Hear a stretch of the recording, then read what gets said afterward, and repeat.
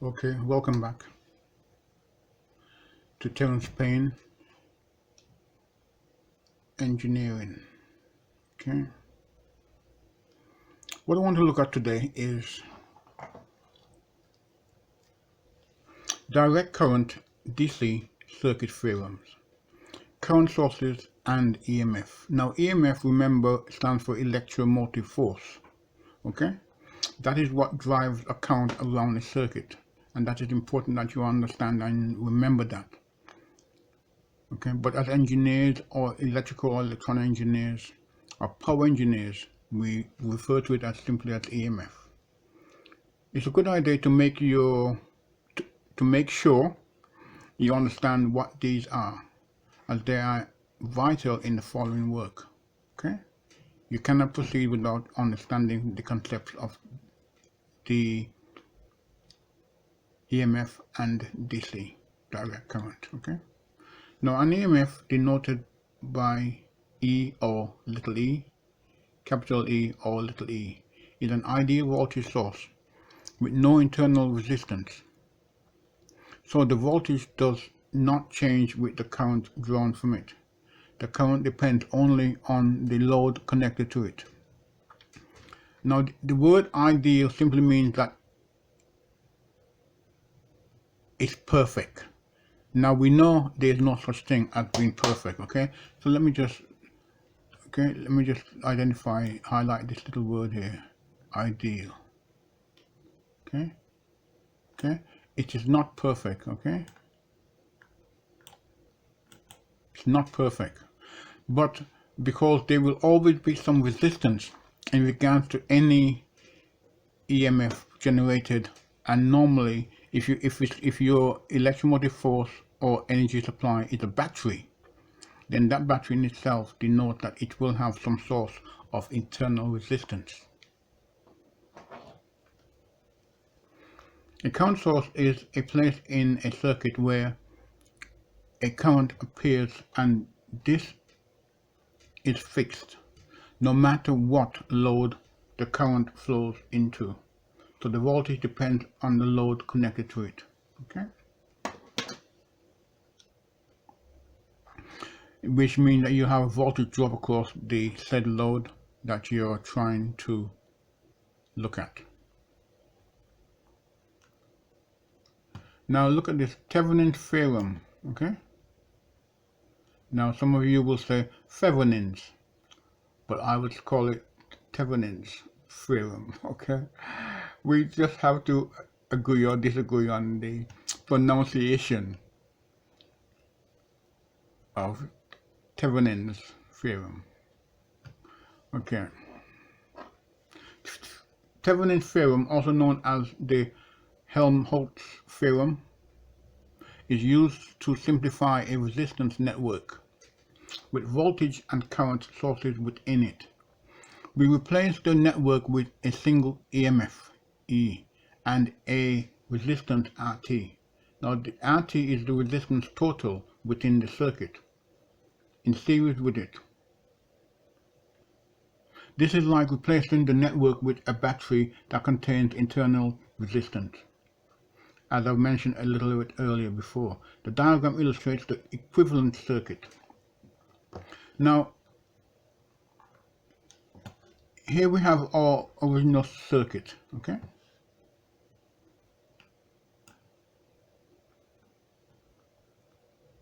Here we have our original circuit. Okay? We have R1, R2, and R3. Now, let me change the color.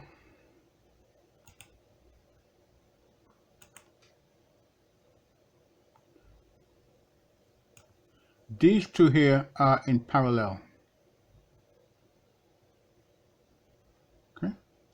These are in parallel. Okay?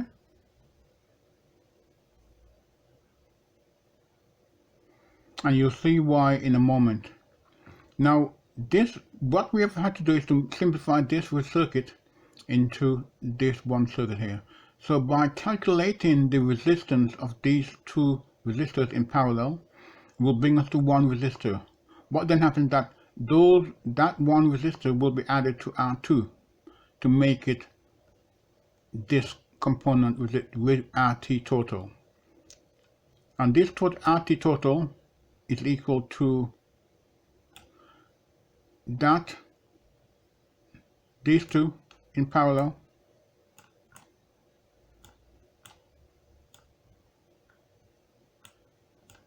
plus, let me change the color, plus R2 in series with the R total of R1 and R3 parallel values. Okay, and here you have your E, okay, and A and B output source, or whatever you're going to be driving. Okay,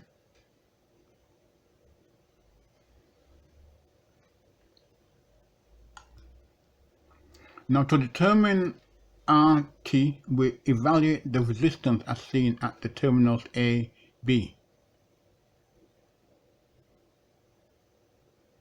and A, B, okay, A, B, with the voltage source replaced by a short circuit. Note, current sources are replaced with open circuit. Okay,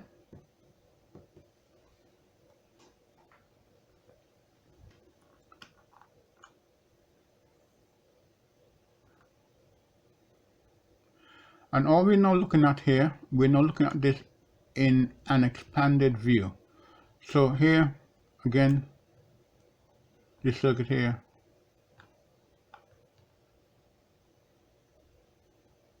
becomes this circuit here.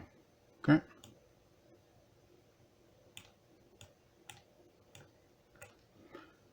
let me change the colors a little bit there again for ourselves. Okay,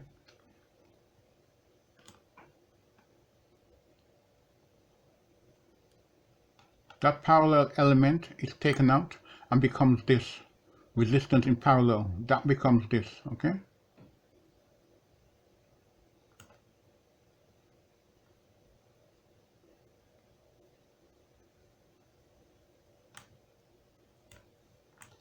okay, that resistor represents these two resistors here, R1 and R3.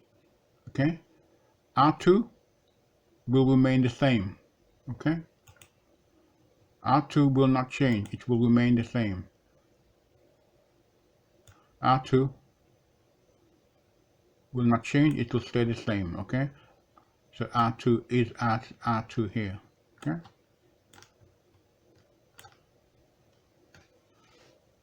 and you can now see that these two resistors here, let me change the colors again 1 second.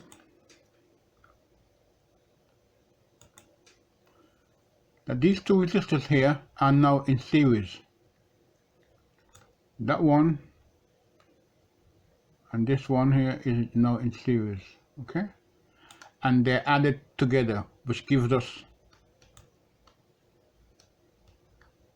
this value here.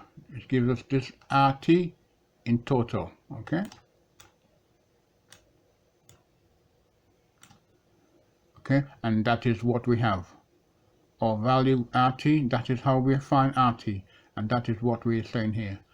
And you can then see here, that will be the internal resistance of whatever component is applied or connected to these, to A and B.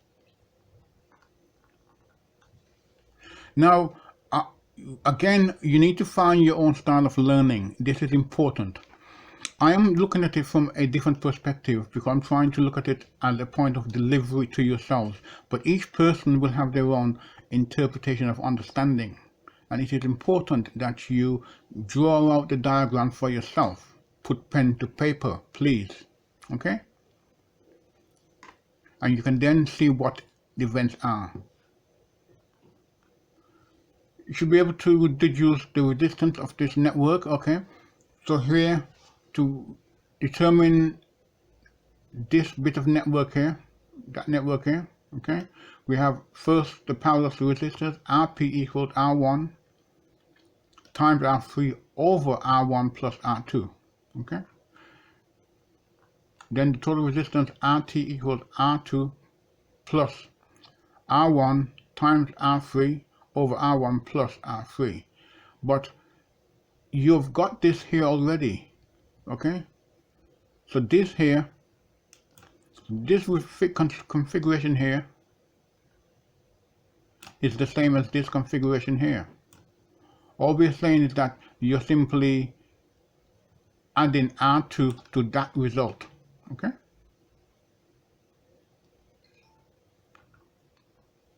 Right, the EMF is the, one second, so I'm just trying to make sure that I'm got it magnified enough to see without you guys straining your eyes. Okay, let me just check. Okay, yes. The EMF is the open circuit voltage with no current at terminals A, B. The voltage is the voltage across R3. So whatever voltage apply across R3,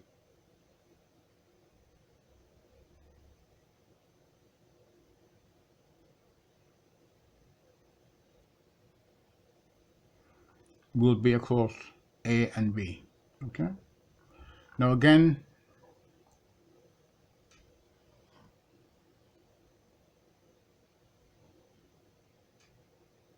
and here you have the formulas that shows you each piece in turn. I equals Vs over R1 and R3. R1 plus R3. Sorry, I'm just forgetting. I'm talking to you all. Okay. And E equals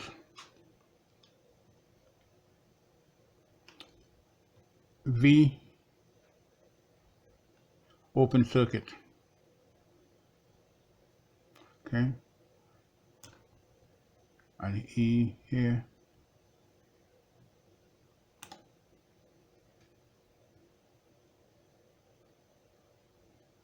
Okay. Now again, put your values in.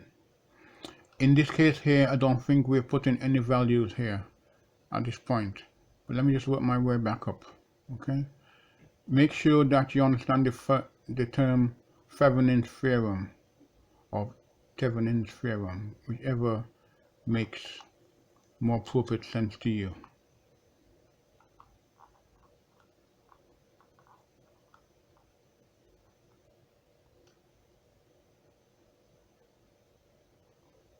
And again, you can see the work here, okay? freestudy.co.uk. Again, DJ Dunn, excellent work he's done. He's produced some brilliant materials. Okay. Now here, work out this example. Now,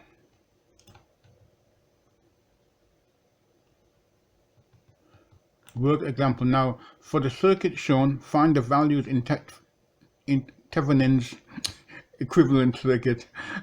If a load of 10k ohms is attached to terminals AB, what is the current drawn and voltage? Now,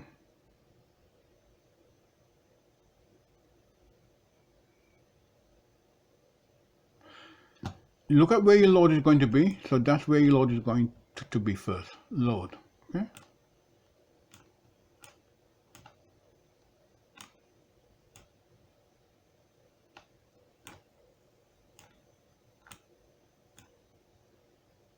Load. Okay.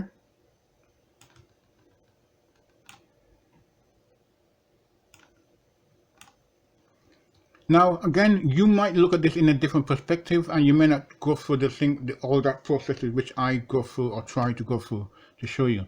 But it is important that each person have their own style of learning and will learn in a different way, and that is important that we understand that concept. Okay.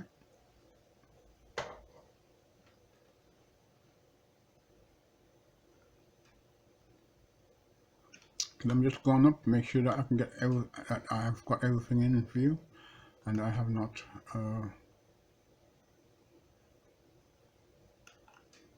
overshot anything. Okay.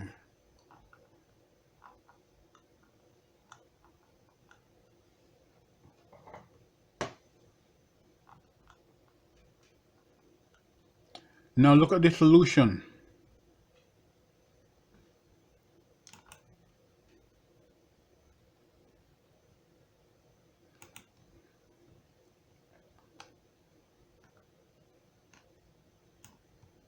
Look at this solution. Look at what's happened here, what he's done. Now you need to write this out for yourself, okay? And look at how he has brought this process into play. Now again, put pen to paper. You must write this out and put these values in. So you've got to put the values in here, okay?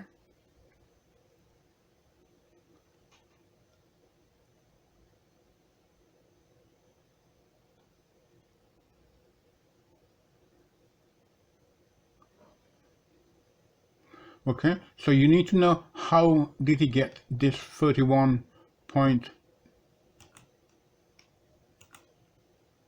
how did he get this? And you must be able to get the same value when you do your own calculations, okay? And the same thing here as well.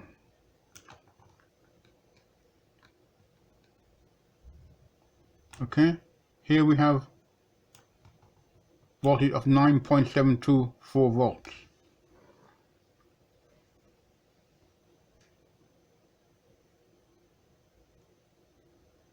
And that is the E being applied to the circuit, okay?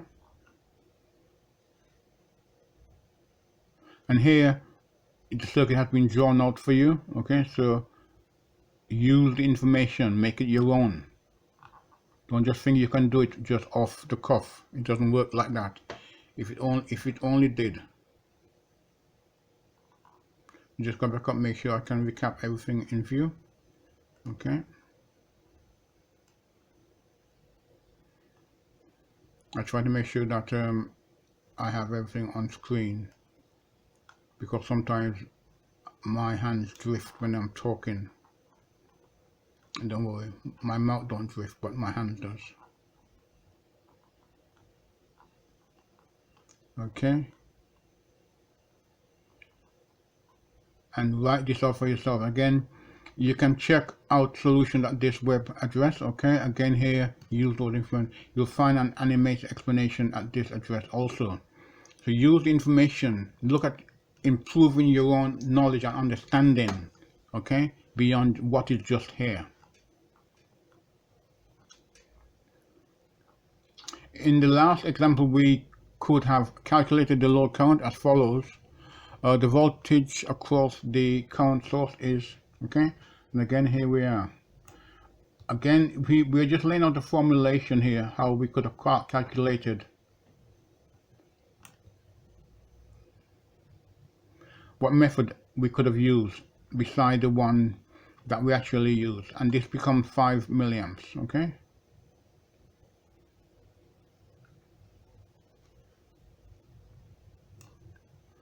Now that's for you to work out. I'm not going to be doing this for you, okay?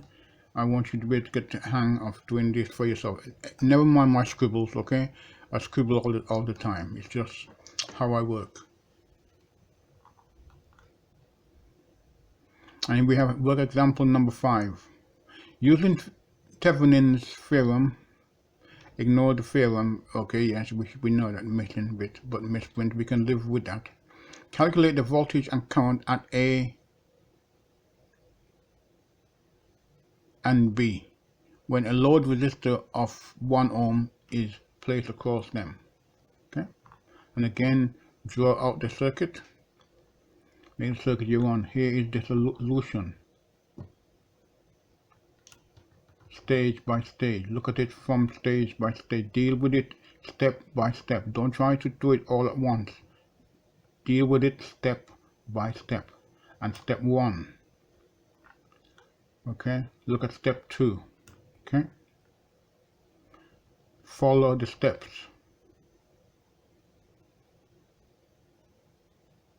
Okay, and then you have your solution, which will bring you to that solution. Voltage difference across the resistor is, okay,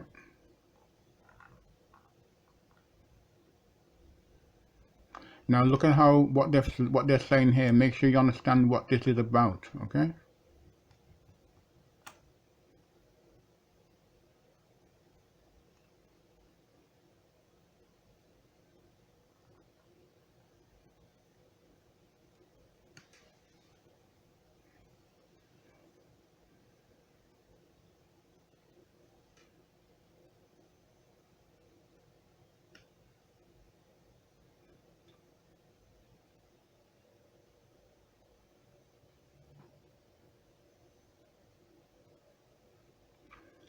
And here there should be an equal sign here. I believe 28 minus 7 should leave you 21, okay?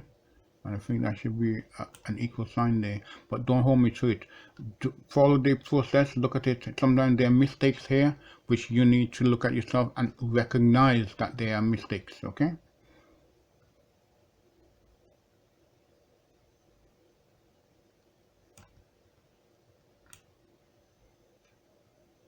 Or you can, now it's giving you either or this way, okay?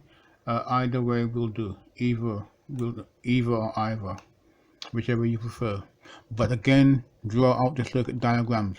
You can see what has happened here, okay?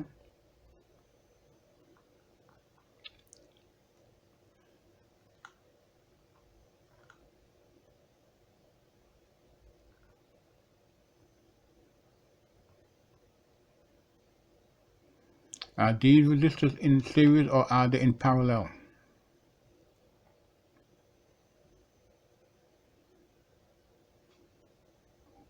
We know that they are in parallel because we have a formulation here which gives us only applicable to parallel networks, okay? It does not apply to any other network. Draw these diagrams as well for me, please, okay? Make sure you understand them and you can interpret them for yourselves.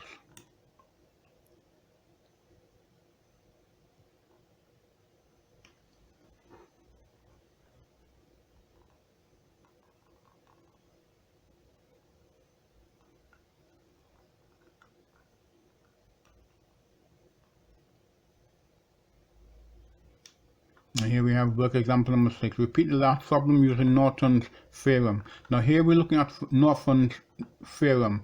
Now all we're doing here, we are making a comparison with Thevenin's and Norton's, okay, theorem. And is there much difference in it? Again, follow the steps. Draw out the diagram. Draw this out. Draw it out. Make it your own, okay? Draw it out. Okay. I'm just gonna wiggle through here now. I'll come back to here. Draw it out, okay? Then look at steps. Look at the relevant steps, okay?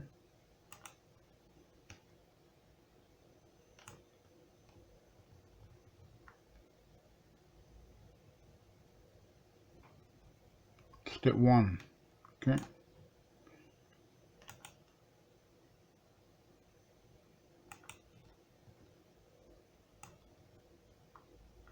Step 2, okay? Sorry, I had a little spasm there for a moment, okay? Step 2, okay? That should be, let me just rub him out a little bit. I'm going to rub him out a little. Yeah, okay? And put him back. Rub him back. Okay, yes. Yeah, and I'm going.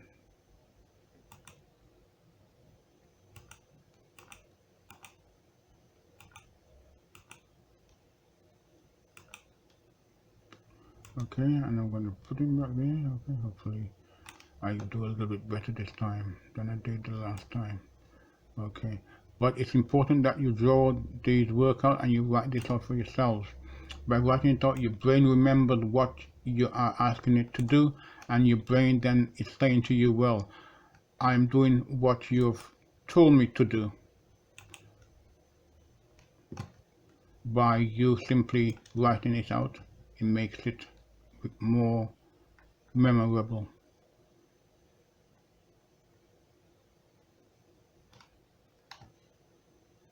Sorry, I again, a little wiggly bit there.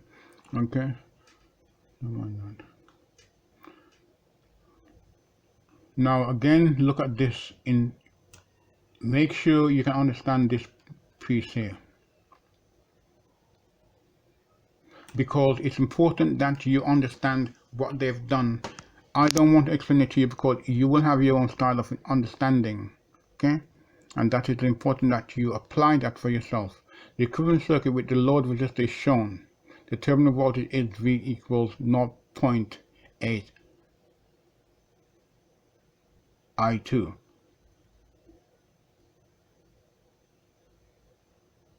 Now here, what you have to decide is what current you're looking for. And here you can see that they're looking for, trying to find I2. So you have to take I1 from 14, okay, whatever I1 is.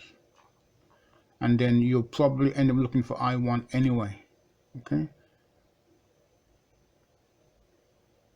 Because you'll need to find I1 as a matter of course.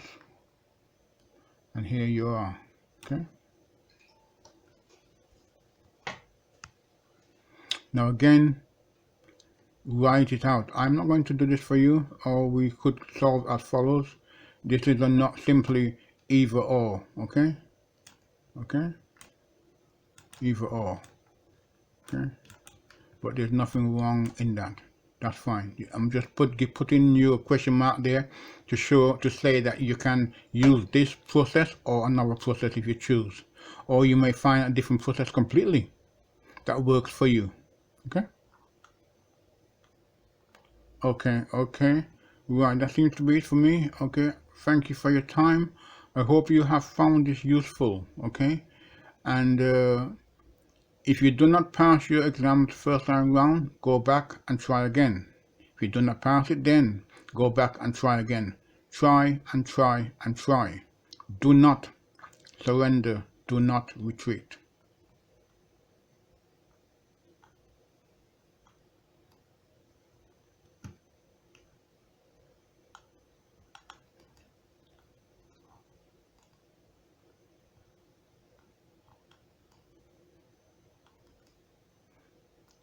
Okay, that's it. I'm just making sure that I can recap everything and everything is in view. Okay, thank you for your time. Have a good day. Bye bye.